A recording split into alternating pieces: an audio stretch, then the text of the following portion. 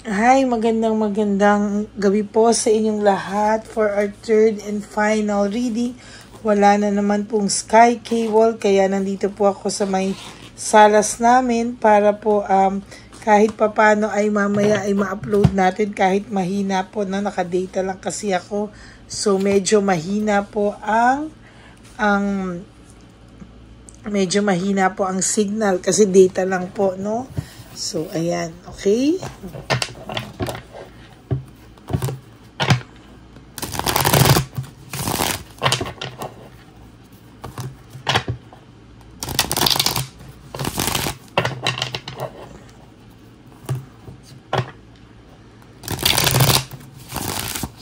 Ayan. Kamusta po? Sana po ay napanood nyo na po yung second reading of the day. First and second reading of the day today. Nahulog po, no? Nahulog po. There is this jealousy and self-centered, no? Ang person nyo po ngayon ay nakakaramdam ng matinding selos sa iyong pag-move on. Okay? Saglit lang po, no? Or nakakaramdam ka po ng matinding selos sa kanyang pag-move on. Tingnan po natin. 1, 2, 3, 4, 5, 6, 7, 8, 9, and 10.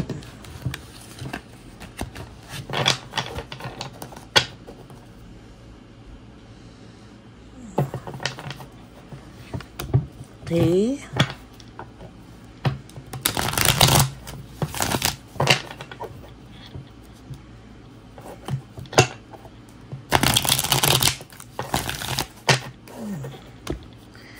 Yan po natin ito. Palasahin muna nating mabuti. Yan.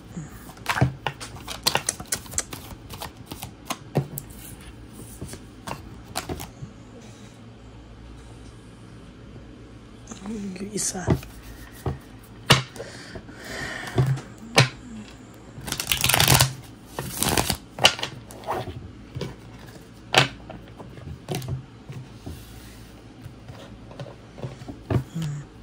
One, 2, 3, 4, 5, 6, 7, 8, 9, and 10.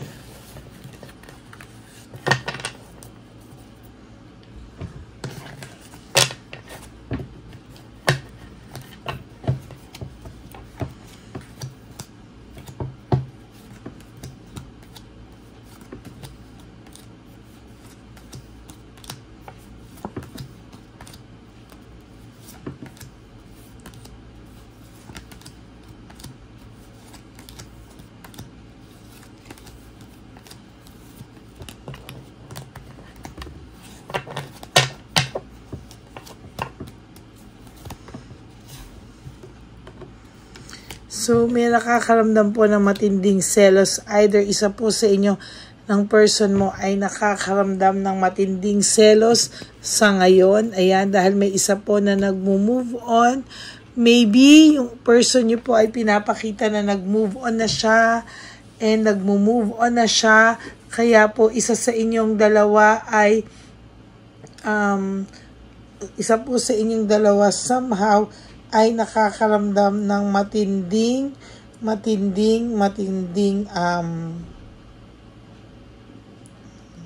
pagseselos, ano? Yan yun. Grabe. Naramdamin ko lang po yung energy niya saglit.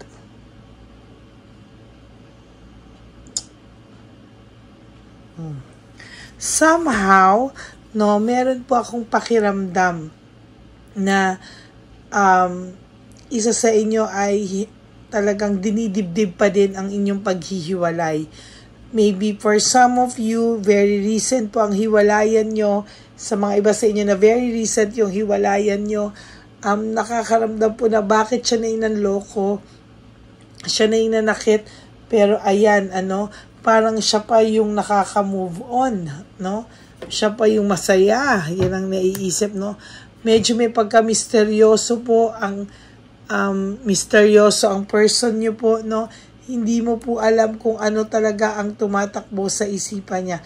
Pero somehow, this person, nilalabanan po talaga niya ng matindi yung pag-iisip niya sa'yo. As a matter of fact, talagang matindi po dito, matindi po talaga yung nangyayari sa kanya. No? Ang pakiramdam niya po, ang pakiramdam niyo po, siya po ay siya po ay may home celebration, maayos, no? Talaga po ang pakiramdam niyo po somehow ngayon ay hindi niyo po alam kung ano po ang nangyayari. Feeling niyo lang po masaya siya, feeling niyo lang po na siya ay okay na, pero sa totoo lang po, yan, no? Hindi pa rin po siya okay. Akala nyo po successful na yung pag-move on niya. Feeling nyo po masaya po siya sa kanyang, ayan,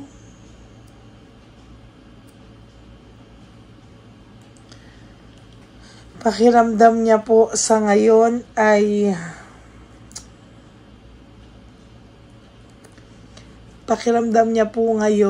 siya po ay hindi pa rin po siya nakaka-move on totally from you, naiisip ka pa rin po niya, pero somehow, no, may sinisisi po siya sa iyo, no, para pong masama yung loob nito sa iyo, and parang ikaw pa po yung sinisisi niya sa nangyari sa inyong dalawa, no, parang pakiramdam po nitong taong to ay hinahabol mo pa siya, pakiramdam ng taong to ay grabe yung longingness mo sa kanya. Ang pakiramdam ng taong to so far ay talagang hindi mo po kakayanin nang wala po siya sa buhay niya. Self-confidence, nakikitaan mo po ito ng maganda po. Yung nakikita mo po is somehow maganda po talaga yung ang pag-move on niya. Masaya talaga siya sa buhay niya ngayon. But hindi mo po alam, ayan, hindi mo po alam kung ano po talaga yung nangyayari naman din sa buhay niya, no? Kung meron po itong bagong babae at nakikita mong masaya sila, somehow, ayan, somehow, wag ka pong malungkot kasi hindi mo rin naman po alam kung ano po yung totoong nangyayari sa kanila, no? Nasa period of akala mo honeymoon stage sila, pero there will come a time for sa iba nga po ay nagsisimula na po silang magkasawaan, no? But this time, chill ka muna po kasi po sa totoo lang po ay lalabas at lalabas ang tunay na kulay, hindi po tatagal yan, no? At kung tumagal man po, plastikan lang din naman po yan dahil magkakaalaman din po yan ng katotohanan. Ayan, no? Sa totoo lang po, there's difficult decision. Hindi mo alam kung ano po talaga yung nangyayari. Kaya wag ka pong matakot, wag ka pong malungkot kasi hindi mo pa po alam bakit ganon. Merong biglang bumukas ang TV. Bakit bigla pong may indecisiveness, no? Biglang may desisyon na hindi mo po sinasadya. And as a matter of fact, yung hindi niya po sinasadyang desisyon ang nagpahamak sa kanya. Pero ayaw niya po yun, pinapanindigan niya na lang po kung ano daw po yung pakiramdam. Naku, bumubukas po yung TV. Pasensya na po. Naka-timer po siguro. Ayan, no? So, somehow, may nakikita ako dito na yung paglaang desisyon, pinaninindigan niya. Why? Ayaw niya kasing makita mo, no? Ayaw niya talagang makita mo na malungkot siya. Ayaw niya ring maramdaman na malungkot siya. Kaya ang ginagawa niya po, somehow is inaayos niya po, no? Inaayos niya talaga And somehow, talagang ginagawa niya po lahat-lahat para makalimutan ka na ng tuluyan. Pero naiisip ka pa rin po niya, pero somehow, meron po kasi siyang current relationship sa ngayon, ano? Naiisip ka pa rin po niya, pero parang sinisisi ka po niya talaga sa nangyari sa inyo, no? Parang pinalalabas niya po na ikaw yung masama o pinapalabas niya po na ikaw po yung may atraso. Shucks, sandali. Kailangan ko po isulat, baka makalimutan ko yung title, no? Pinapalabas niyang ikaw yung masama at may atraso sa kanya. Wait, ha? Pinapalabas niya. Ayan. Yan, so, pinapalabas niya na ikaw ang may atraso at hindi maganda ang naging buhay niya sa'yo. Kabaliktaran, ano? Kabaliktaran ng totoo. Yan. Okay. Ayan, ano, there's a sudden shock and financial loss. Sa totoo lang po, may nakikita po akong financial loss dito at sudden shock sa mga bagay-bagay, sa mga nangyari, no? Talagang sa makikita nyo po, hindi niya po sinasadya, pero talagang ang buhay niya po ay nagka-leche-leche po talaga sa ngayon. There's ultimate clarity, nakapag-isip-isip po ito, kaya alam niya po ang mga strategies kung paano niya po papalabasin na ikaw yung naging masama sa kanya, na ikaw yung hindi naging mabuti sa kanya, and somehow, he's trying to manipulate things, no, na ikaw po ang may masamang ugali, no? Ikaw ang nang isa sa kanya, ikaw yung hindi nagpahalaga sa kanya, ikaw yung nagbaliwala sa kanya, no? Na yung mga responsibilidad daw po inasa mo sa kanya, na burden daw ang buhay niya dahil sa'yo. Yan po ang mga pinalabas niya sa mga tao, no? Kaya daw po kayo naghiwalay ay dahil po na-disappoint daw siya sa'yo. Pero ang totoo po, naramdaman mo rin po yung sakit. Talagang nasaktan ka rin po dito.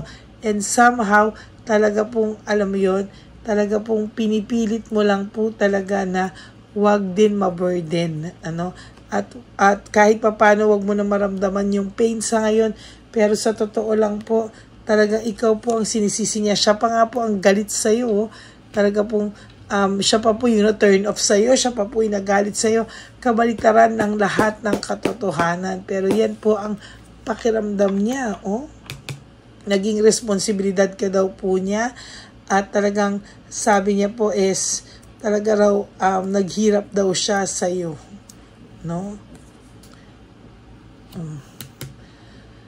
Pero alam naman po niya nung kayo may direksyon po yung buhay niya, pero ngayon po pinapalabas niya na sa iyo daw siya nawala ng direksyon, pero hindi po totoo yan, ano? Kabaliktaran po lahat yan, ano? Sa totoo lang.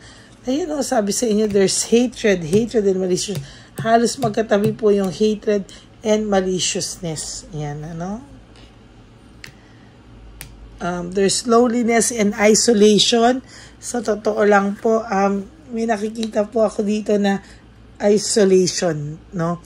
Inihiwalay niya po yung sarili niya. Ayaw niya na po nang kumausap ng kahit sino po na may connection sa'yo sa ngayon, no?